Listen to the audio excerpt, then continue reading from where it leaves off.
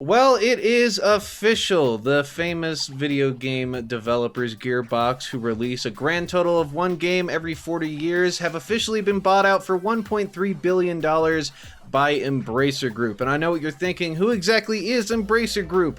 And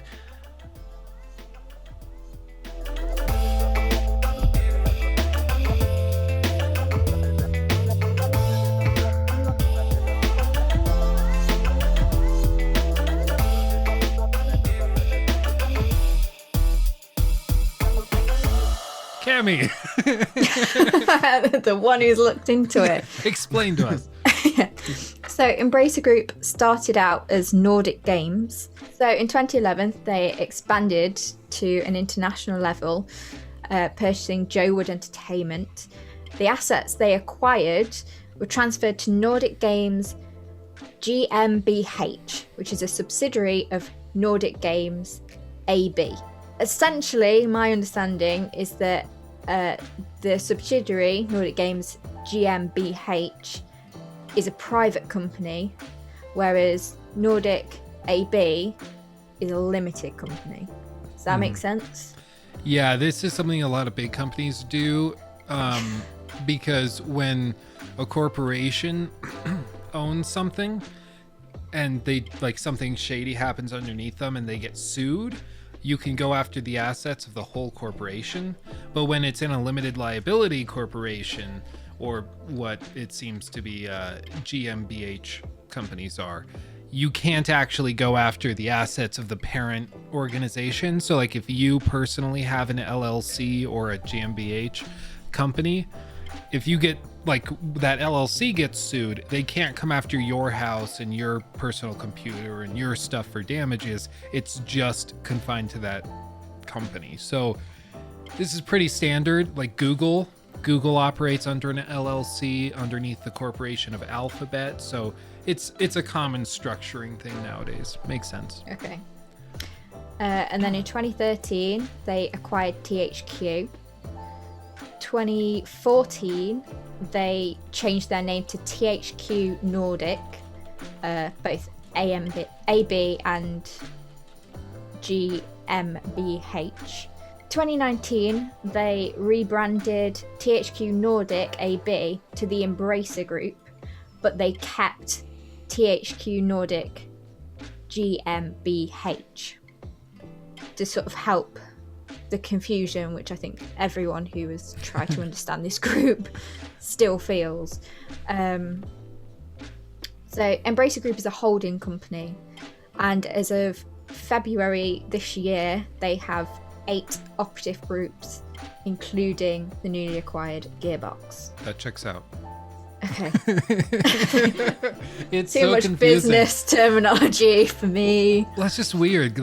These companies always, once they start acquiring stuff, they start trying to rename to unify the brands, because they're it's not just we're buying you out, we're merging, we're forming ideas together.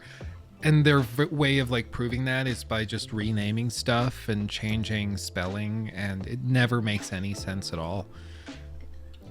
When I was looking into this, I was I had to read through it about 5 times. I'm not business minded. I don't think this is business minded. I think this is locked up in an insane asylum minded. I mean, Okay, it's not me then. they named one of their subdivisions GmbH. That's for what kind of abbreviation? You That's couldn't just go G. a German. It stands for something German that German man means, been here. It, yeah, it stands for German man been here, which Been here translates- this limited liability. yeah. Yes. So 2K has confirmed that they're going to remain the publishers of the Borderlands series. I don't know if that's just for now, if they're going to try to shake that up and do it all themselves. Who knows? We'll have to wait and see. A $1.3 billion acquisition, that's only done if they feel there's a lot of value to be had. So my guess would be it will eventually all come under one roof, and they'll try to do kind of the Bethesda thing, but we'll just have to wait and see. The last game Gearbox did was Borderlands 3, which some people loved, some people didn't. Most people were like, meh, it's fine. I didn't play it. No, neither did I. What, are you kidding me? No. I've played all three. I've played all of them, including the Telltale series. I love Borderlands. What did you think of 3? 3 was pretty good. I have to say, it Okay. felt it had like a few moments that were like, because Borderlands 2 was probably the peak in my opinion. 1 was pretty dang good, but 3 is just it looks pretty good. Its art style always, I feel like, holds it back from being like a breathtakingly gorgeous game, but that's fine if the gunplay is fun, which I thought it was pretty good.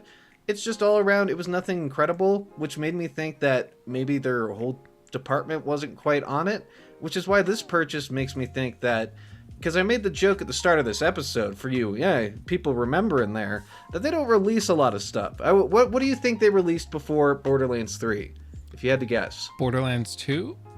That would be a good guess. Yeah. Did you know that Gearbox made Penn and Teller's VR video game? Yes, I did. No. That was When the I thing was- they did before. When I was looking into this, I was like, wait, Penn and Teller have a video game? I just learned about that like a few days ago. I went on a magic watching bender because, Yeah. Those you are know, fun. they're great. not? Watch David Blaine sew his lips shut and watch. Oh yeah, that was. Nice. I'm gonna do that live on camera right now if this video gets 18 million likes and you send me $1,000. But the important thing is that Gearbox has to be doing something new. Whether it's a new Duke Nukem game, which we can all pray to God it won't be, because Jesus, God, Christ, please no, never, it's over. It's not the 2000s anymore. It's not funny, stop it. But they could be working on a new IP. They could have some VR stuff that they've been cranking out, because they did Borderlands VR, which also got mixed reviews. Overall, this just screams they better have something good cooking in the oven, or this makes absolutely no sense. That's the only way this makes any sense to me, is that they have something that's coming out in 2 years, maybe, that they're going to be teasing. I just really don't know what on earth it could be. Yeah, I don't know either. I Nah. just have to Microsoft bought Bethesda for a lot more than this, like what, 7 times this? Yeah, I think it's 7. I guess with the 0.3, probably 6 times this roughly. But like the Bethesda and ZeniMax have a lot more things under their wheelhouse than this company does. So they've got to know something's up. They have to have seen what's behind the curtain, and they have to have some sort of confidence in what they can bring to the table, because that's a lot of money. That's not one where they're like, yeah, I guess we'll buy them and see if we can get some good games out. No, this is like a big deal, especially because Embracer Group is not like a huge corporation. It's not like Vivendi, as far as I'm aware. You know, it's not on that level. So it's a big move. Well, if I had to guess, it'll most likely be a first-person shooter. That's it. So thanks for what they do. watching. Let us know what you think of this situation down in the comment section below. Again, 18 million likes. Jacob will sew his mouth shut live on And camera. $1,000. So go to www.freeporn and give them money. This has been Press Start. Age restricted since 2021. Bye.